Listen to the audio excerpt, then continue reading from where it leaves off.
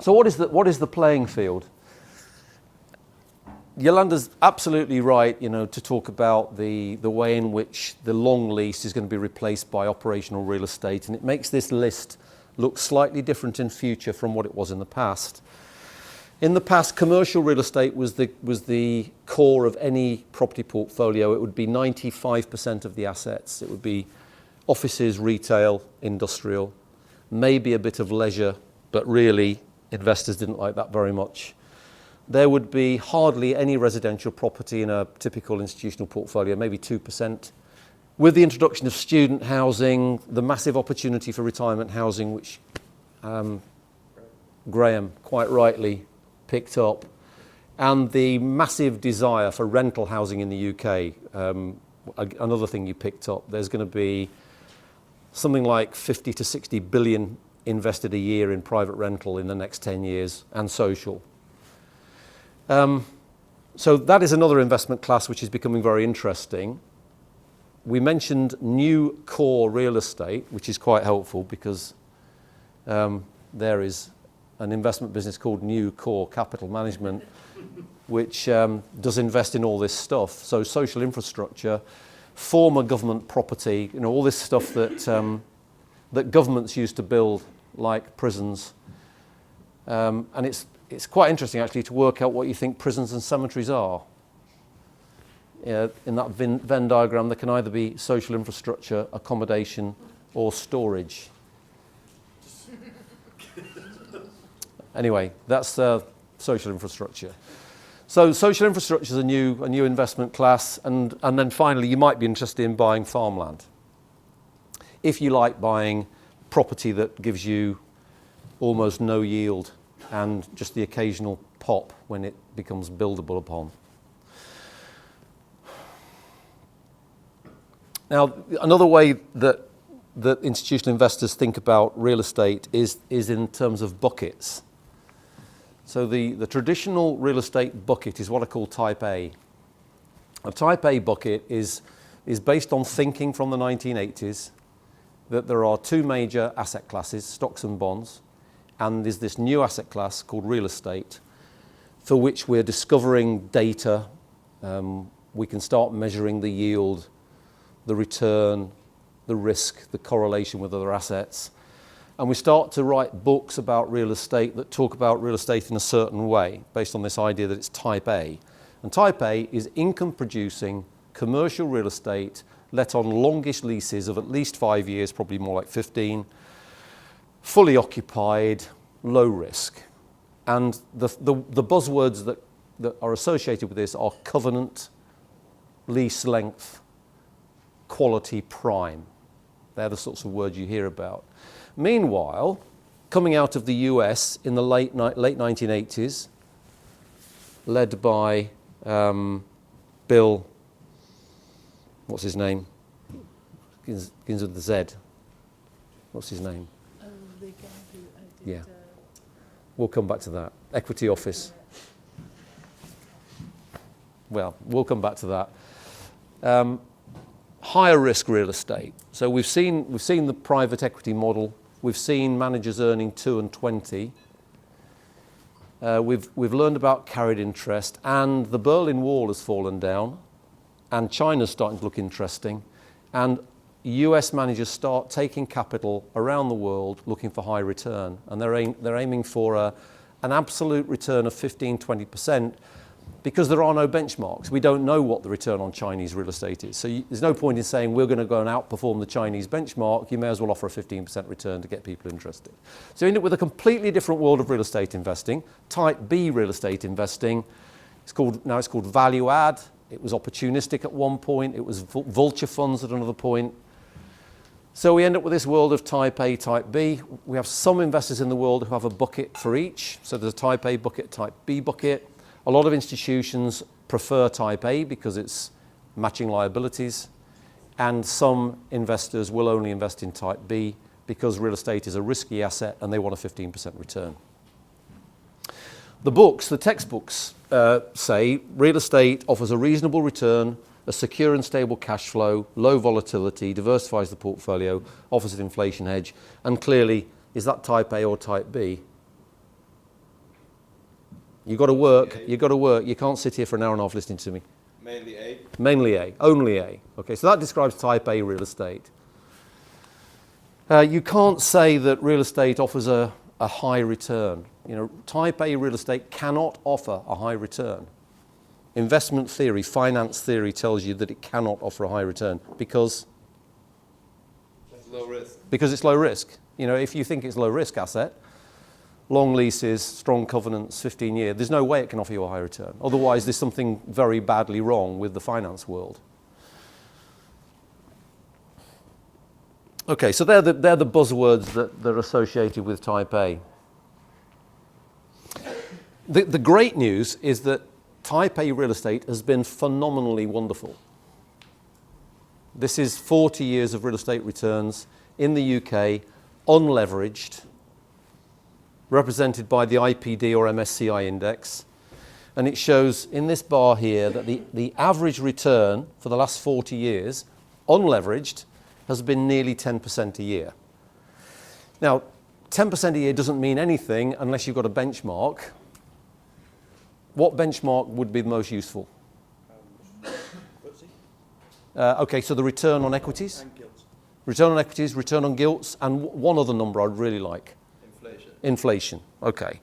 So has it beaten equities? No, it's slightly underperformed equities. So equities done about 11. So we've done nearly 10, equities done about 11. But equities are so risky, aren't they? And we're not. Bonds slightly under real estate, 8%, something like that, 7 or 8. Inflation, 3.5%. So we've got nearly 10% on real estate every year for 40 years. Inflation, 3.5%. Real returns, 6.5%. Every year for 40 years. How does that sound? Bloody brilliant. Bloody brilliant. I mean, if you're a pension fund, what are you looking for in real? 6. You'd be 3.5 would be good. 3.5 would be good. 3.5, 4 maybe. You want to beat inflation. So Yeah. So real estate's done 6.5, and you're happy with 3 or 4. So it's been incredibly good, incredibly good. Sadly, it probably can't be that good from now on. Partly because of the reasons that Yolanda mentioned. Low interest rates mean low income yield. And notice that the income yield here, so out of the 9.5%, the income return has been over 6% a year, and we're not able to get that now. You know, we're going to be happy with 4 probably. So the return going forward will not be as good as the return going back. We're probably not going to get, the second point is that rents have risen with the rate of inflation. So the blue bit is rental growth. Rent growth has been nearly 3%, inflation's been 3.5%. So another sort of rule of real estate investing is that you get rents rising pretty much with inflation, but not quite. So you won't get the rate of inflation, you'll get something slightly lower than that. So if we're set up in the UK right now on 4% yields, 2% inflation, we're probably going to get a 5.5% IRR looking forward. That's, I think, where you should start your thinking.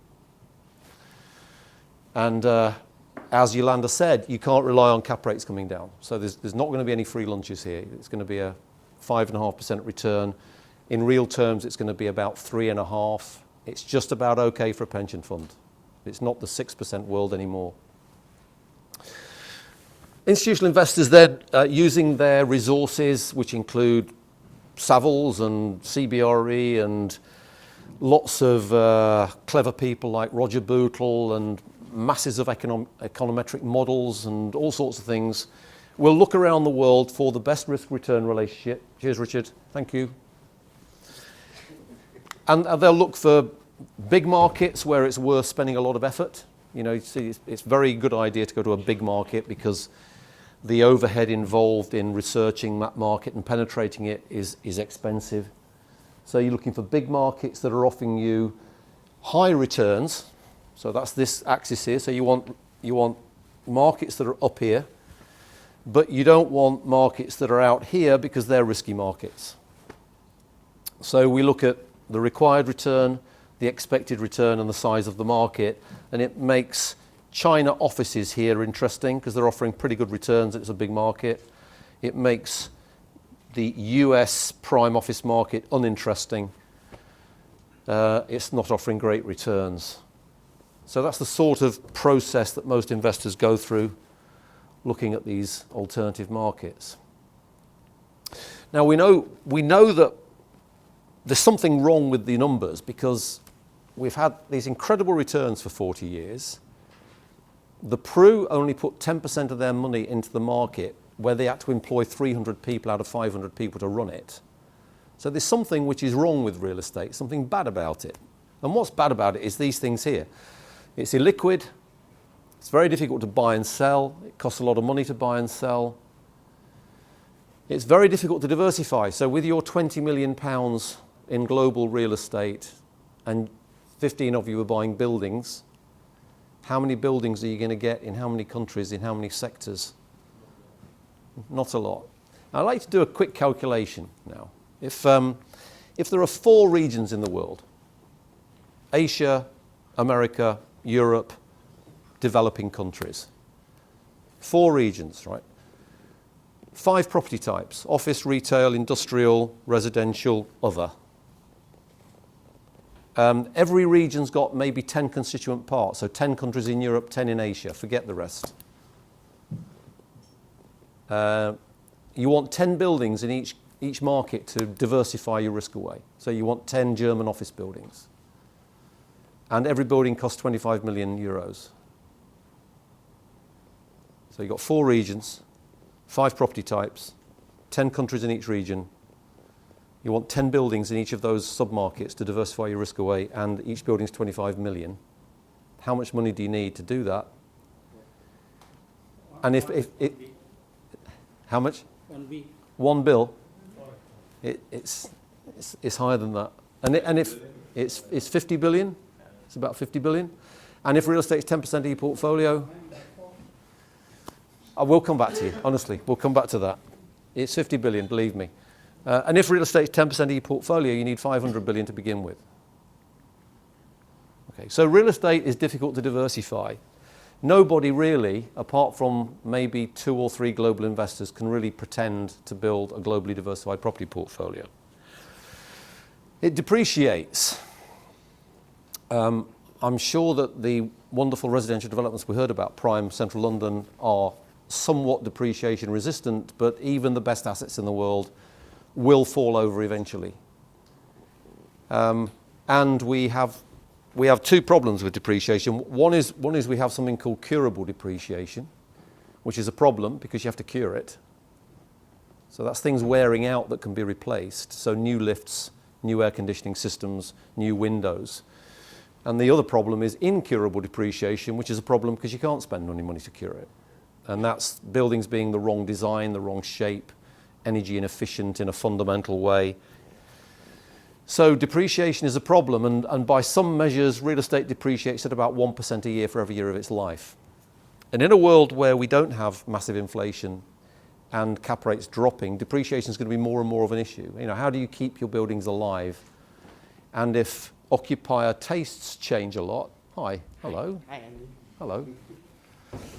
How do you keep your buildings fresh for the market, you know, without having to spend a lot of money on them? And the old world of real estate investing was a really horrible world where you'd lease a building for 15 years, you'd forget about it for 15 years because the tenant did all the repairs, paid for the insurance, and then the property company inherited something in 15 years' time that it had to completely refurbish.